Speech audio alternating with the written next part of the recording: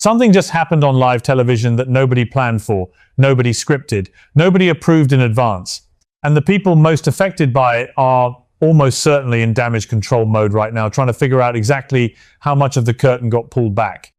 Because what a veteran broadcaster accidentally let slip during a routine segment this week didn't just raise eyebrows, it cracked open a question that serious media observers have been asking for years. Is the coverage of Meghan Markle in certain corners of mainstream media genuinely independent journalism? Or has something else been operating beneath the surface all along? I want to be precise about something before we go any further. What makes this moment different from ordinary suspicion or audience frustration about biased coverage is the source. This didn't come from an anonymous tip. It didn't come from a disgruntled former employee.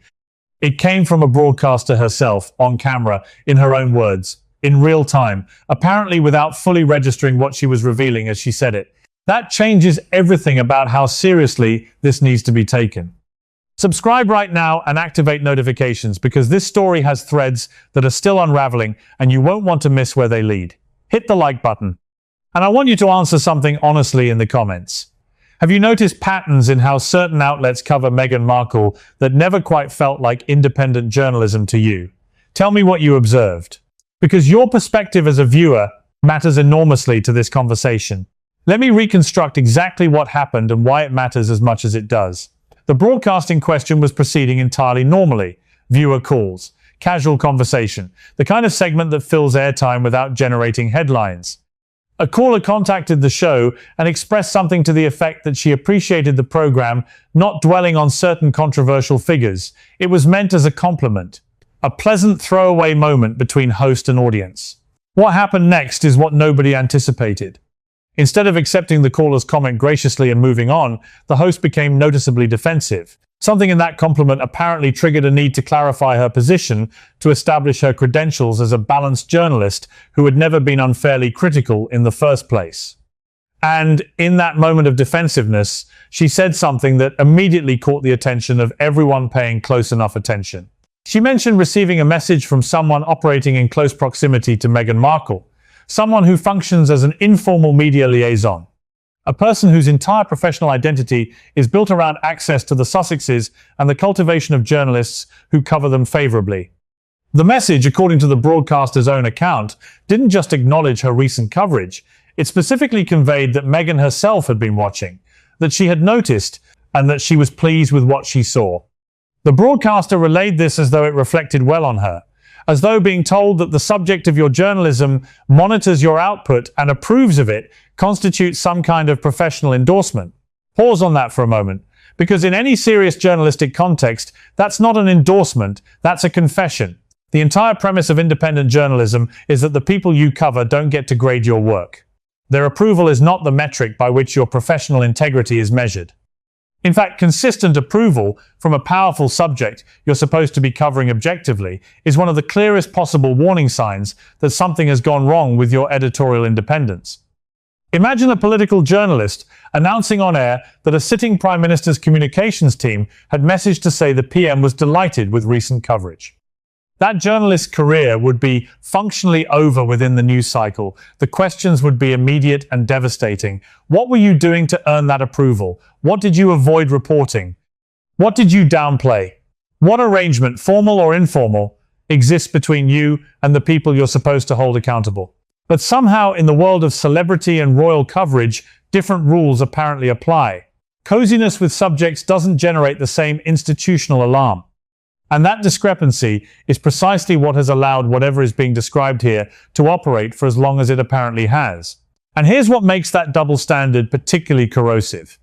When political journalists are held to rigorous independence standards, while entertainment and royal correspondents are quietly permitted to operate inside approval loops, it doesn't just degrade royal coverage.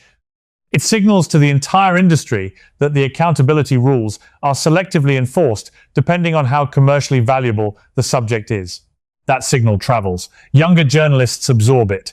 Editorial cultures normalize around it. And gradually, the infection spreads from celebrity coverage into territory where the consequences of compromised journalism are considerably more serious. Now let's talk about Omid Scobie. because he is the figure at the center of what the broadcaster's admission points toward, and his role in this ecosystem deserves careful examination. Scobie has positioned himself publicly as a journalist. He writes books, he gives interviews, he appears on programs as an authoritative voice on Sussex-related matters. He cultivates the image of someone with genuine insider access, who uses that access to inform serious reporting. But the picture that's been assembling over several years, and that this week's live television moment has sharpened considerably, suggests something different. It suggests that the journalist framing is the costume, and the actual function is something closer to narrative management on behalf of specific individuals. Consider what genuine proximity to the Sussexes would require from a journalist committed to independence. It would require the willingness to report things they don't want reported. It would require the ability to present their public statements and actions critically when circumstances warrant criticism. It would require an editorial posture that doesn't subordinate factual accuracy to the maintenance of a relationship that provides access. The body of work that has emerged from Scobie's proximity to the Sussexes doesn't reflect those requirements. It reflects the opposite. A consistent pattern of framing that serves specific narratives of amplifying favorable information while minimizing unfavorable information, of attacking journalists and commentators who produce coverage that the Sussexes find problematic. That last element is worth examining closely because it represents the most aggressive expression of what's being described. When media operatives go beyond cultivating friendly coverage and begin actively targeting journalists who won't cooperate, the operation moves into territory that has genuine professional consequences for real people. And there are documented examples of exactly this happening to credible, experienced royal commentators who made the mistake of reporting things that conflicted with the narrative being managed. One respected royal biographer, with extensive sourcing and decades of institutional knowledge, found herself on the receiving end of coordinated on-air hostility, so sudden and so disproportionate that observers at the time couldn't quite explain it. Presenters who had previously engaged with her professionally became aggressive and dismissive. Her credibility was publicly questioned in ways that weren't grounded in any specific factual dispute. The experience was apparently sufficiently unpleasant that she withdrew from certain broadcast appearances for an extended period. Looking back at that episode through the lens of what we now understand about how coverage was being managed, the pattern becomes legible. She wasn't attacked because she was wrong. She was attacked because she was right about things that certain people needed to remain uncovered.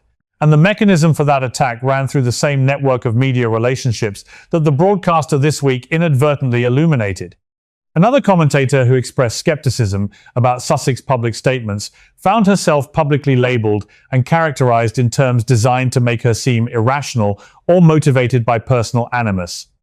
Not refuted on the evidence, not challenged on the substance, just reframed as a person whose perspective didn't deserve engagement. This is a specific tactic with a specific purpose. When you can't disprove what someone is saying, you make audiences question why they're saying it. You attach a motive that makes the reporting seem like something other than reporting. And you do it loudly enough and repeatedly enough that other journalists observing the dynamic draw their own conclusions about the professional cost of following similar lines of inquiry. It works. Particularly on younger journalists still building reputations and relationships who look at what happened to certain colleagues and quietly decide their coverage will stay in safer territory. The ecosystem that Scobie has operated within doesn't survive without willing participants at multiple levels. This is important to understand because focusing exclusively on one operative, however central his role, misses the broader institutional failure that made the operation possible. Editors make decisions about which journalists cover which subjects. Producers decide which guests get booked and which perspectives get platforming. Executives set the cultural tone that determines whether editorial independence is genuinely valued or whether access and relationship maintenance quietly take priority. At every level of the media organizations where Sussex coverage has been notably and consistently favorable, decisions were being made by people who either understood what they were enabling or were insufficiently curious about why their journalists seemed to have such unusually warm relationships with their subjects. Neither explanation reflects well on the institutional culture involved. There's a commercial dimension to this that also deserves honest examination. Favorable coverage of aspirational public figures generates engagement. Audiences click on positive stories about people they find compelling or glamorous. The Sussex brand, at its peak, represented a genuine traffic driver for entertainment media outlets that had commercial reasons to want continued access and continued story flow. That commercial incentive doesn't require explicit coordination to produce distorted coverage. It creates a gravitational pull toward favorable framing that operates even without specific messaging from media operatives. When favorable coverage generates clicks and critical coverage generates legal threats and access withdrawal, the path of least resistance points in one direction. What Scobie apparently provided was the additional layer, the direct reinforcement, the explicit feedback loop that told specific broadcasters and journalists that their favorable treatment had been noticed and appreciated by the people they were covering. That feedback loop converted a general commercial incentive into something more targeted and more personal. And that's the piece the broadcaster revealed this week. The explicit feedback, the direct line.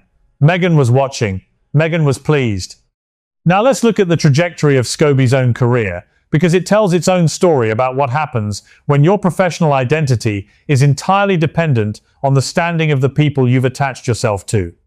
His first major Sussex-related book arrived at a moment of peak public interest and benefited from access to information that could only have been provided directly or with direct authorization. The insider quality of the content was simultaneously its most commercially valuable feature and the clearest evidence of its compromised objectivity. You cannot write like someone who has been given extraordinary access and simultaneously claim you're maintaining the critical distance of an independent journalist. The two positions are incompatible. That book sold.